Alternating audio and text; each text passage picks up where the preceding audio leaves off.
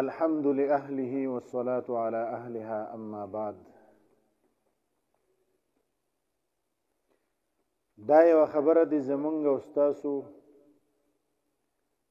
په صحیح معنو کې په ذهن کې پرتی چې زمونږ او ستاسو مسلمانانو نه بلکې د ټول انسانیت دپاره د هدایت کتاب الله پاک قرآن کریم را لېږلی دی. دی به مونږ او تاسو ته هدایت هله کوي چې کله مونږ او تاسو د دې د احکاماتو موافق خپل ژوند تیر کړو، چې د قرآن کریم صحیح مفهوم، صحیح او معنا مقصودی مونږ او تاسو ته معلومه او دغه معنی مقصودی موافق چې کم الله پاک حکم کړی دی، کم کار نه منع کړی دا څه کړی دی، د هغې موافق مونږ او تاسو خپل ژوند تیر کړو. خو د قرآن کریم د دې آیاتونو د دې الفاظو صحیح معنا، صحیح مطلب کم چې د الله پاک مراد وي هغه به هله معلومیږي چې کله د دې قرآن کریم دا لفظ مونږ او تاسو په صحیح طریقې سره ووایو. داسې ډېر شی مثالونه دي چې هغه مونږ او تاسو معمولی غلطي کوو،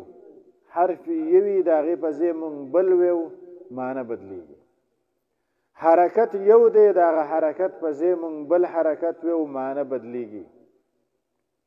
یو ځای کې حرف مده دی، هغه حرف مده مونږ غورځو، معنی بدلیږي. یو ځای کې حرف مده نشته، پروت حرکت دی او دغه پروت حرکت مونږ راکاږو، نو معنی بدلیږي. نو لہذا د قرآن کریم الفاظ صحیح کول چې دي نو دا ضروری دي چې د دې موافق بیا کم معنی مقصودی چې الله پاک مراد ده هغه په صحیح طریقې سره ادا شي. د دې دپاره به روزانه مونږ یو سبق ویو چې په دغه سبق کې د قاعده تجوید القرآن د دې یو سبق به مونږ روزانه وایو، د هغې موافق به بیا مونږ او تاسو قرآن کریم د ویلو کوشش کوو. او دا حکم الله پاک په سوره مزمل کې په خپله هم کړی دی. اعوذ بالله من الشیطان الرجیم ورتل القرآن ترتیلا. اولولا قرآن کریم پخلاره پخلاره. څه مطلب پخلاره پخلاره څنګه؟ حضرت علی رضی الله تعالی عنہ فرمای الترتیل هو تجوید الحروف ومعرفة الوقوف. ترتیل څه ته وایي؟ پخلاره پخلاره څنګه؟ نو علی رضی الله تعالی عنہ فرمای چې ترتیل ویل شي حروف لره کره کول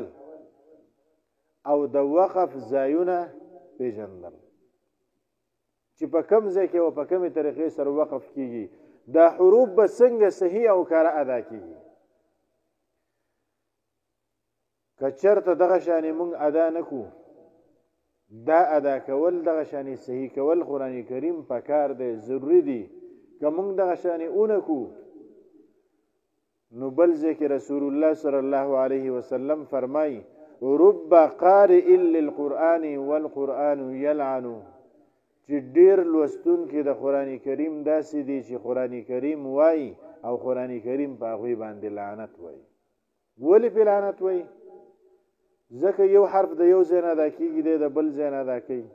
د هغې سره معنی مقصودي چې د الله پاک یو څه وایي او دا دی چې کوم قرآن وایي نو دا بل څه وایي. نو لہذا دا خبره معلومیږي چې قرآن کریم صحیح ویل پکار دی، او د صحیح ویلو دپاره قاعده د دې چې کوم قواعد دی هغه زده کول پکار دی.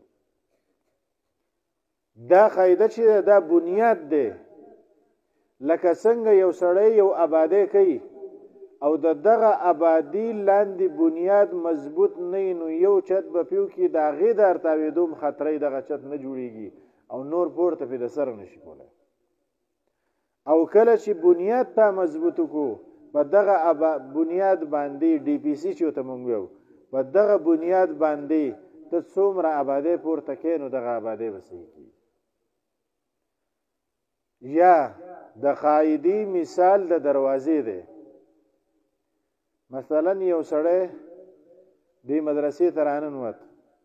که دی په دروازه باندې راغی دنده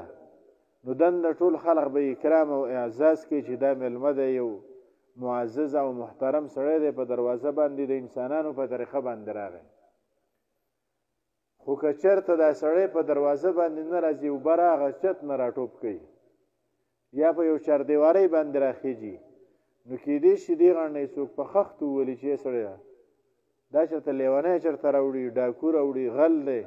ځکه که دی سړی وی خو دروازه کولاو د دی په دروازه باندې راغلی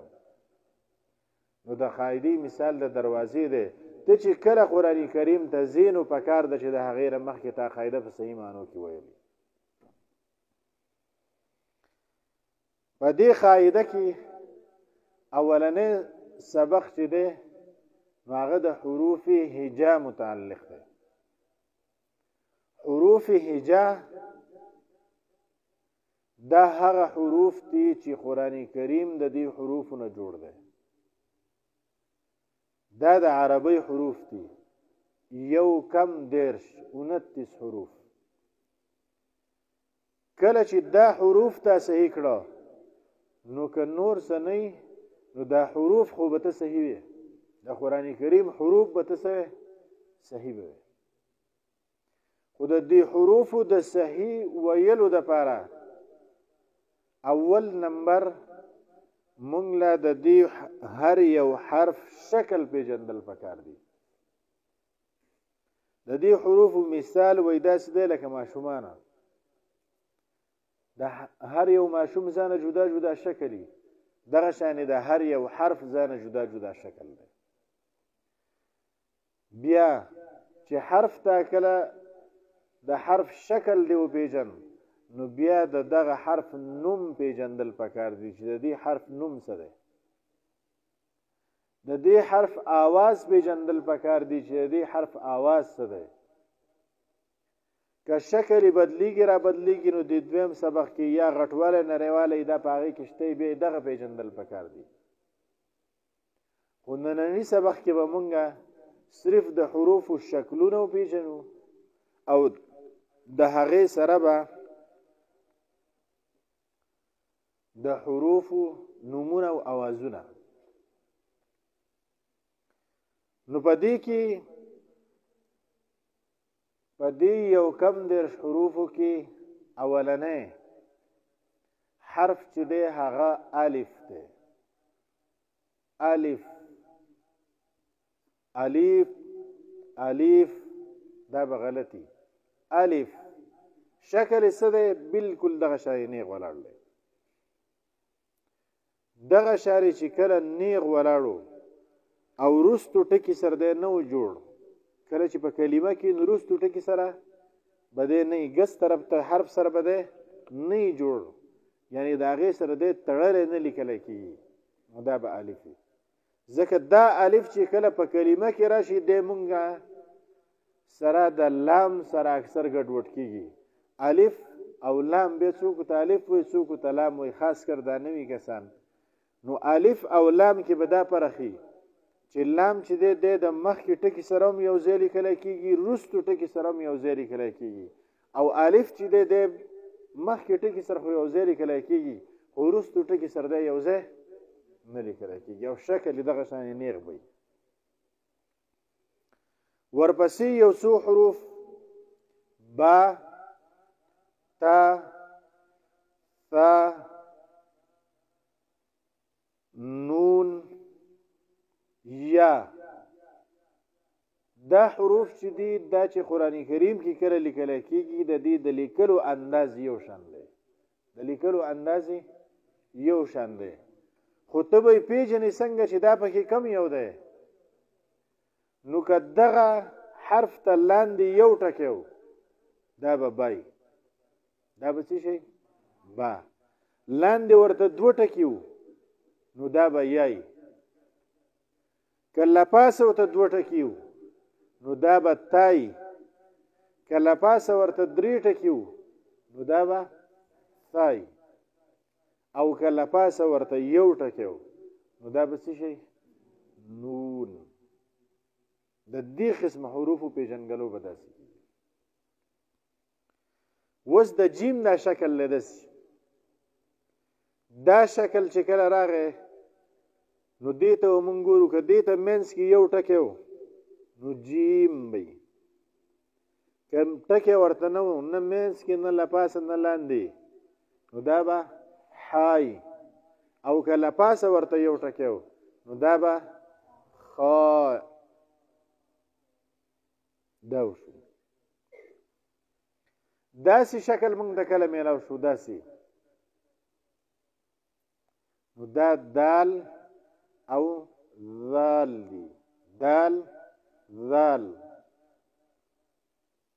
خو پیژنو به څنګه دی دواړو کې چې دا کم یو دی نو که له پاسه ورته ټکی و نو ذال به او که ټکی ورته نه و نو دال به داسې شکل مونږ ته میلاو شو دا به را او زای را زا کټکه ورته نو را بی او کټکه ورته زا بی دریو غاخونو والا ټکه موږ د سیمېلو شو چې درې غاخونه نو چې کله دریو غاخونو والا یو حرف نو موږ به ګورو چې په دې منځ ټکی مکه لپاسه شته که نشته که ټکی پې نه نو دا به سین او که ټکی پې و نو بیا به شین د سترګې په شانې شکل موږ ته میلاو شو داسې دې سترګې په شانې شکل ته به موږ وګورو که په دې باندې له پاسه ټکی نه و دا به صاد او که ټکی پې و نو دا به ضاد په دغه سترګې والا شکل باندې که چېرته له پاسه د دې الف دا سر چې څنګه دی څنګه چې الف دی دا الف ورسره داسې لګېدلی داسې شکلي نو دا به څه طا خو چې ټکی ورته نه او که ټکی ورته و نو بیا به څه شي ضا داسې شکل موږ ته کله میلاو شو انبور په شانې شکل داسې نو موږ به یا داسې شکل داسې یا داسې نو موږ به وګورو که په دې باندې له پاسه ټکی نه و نو دا به عین او که ټکی پې و نو بیا به غین اوس یو څو حروف داسې دي چې د هغې دا سر ګولي دا په منځ کې هم راځي هغه هم بیا داسې راځي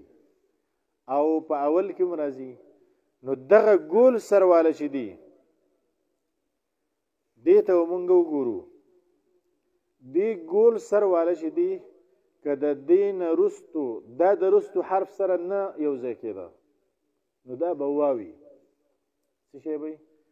واو د ده سر ګول دی او رستو کلمې سره نه یو ځای کېږي که سر ګولو او رستو کلمې سره یو ځای کېده نو بیا به میمی میم هم سر ګولي خو د رستو کلمې سره څه کېږي ها البته میم چې دی لاندې طرف نه ګول کېږي او واو چې دی له پاسه طرف نه ګول کېږي د دغه له پاسه طرف نه چې واو په شانې ګول کېږي که د دغه واو سر باندې له پاسه یو ټکی وشي نو د دې نه به جوړه شي فا او که چېرته دوه ټکي پې له پاسه وشي نو د دې نه به جوړ شي قاف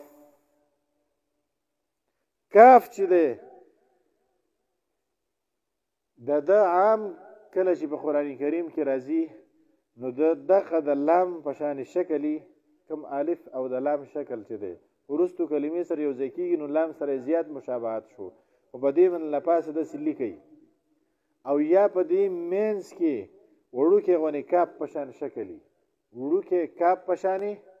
شکلی په مینس کې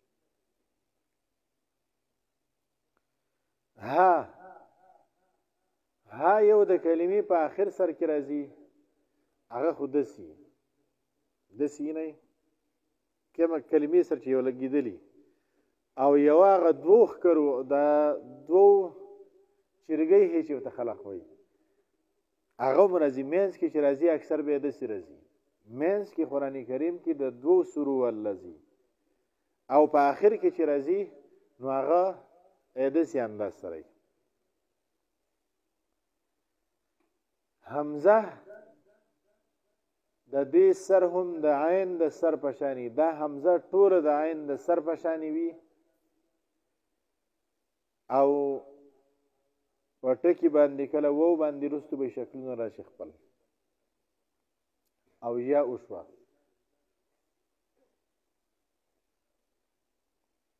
دا دغه سر نخکته پورې ویم اعوذ بالله من الشيطان الرجيم بسم الله الرحمن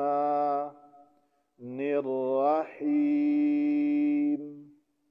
سبق نمبر 1 حروف هجا د قرآن شریف حروف توای د قرآن شریف حروف ټول یو کم دیرش دي هغه دادي دا یو حرف دی په صحیح طریقې سره دغه شانی وویل شي الف با تا ثا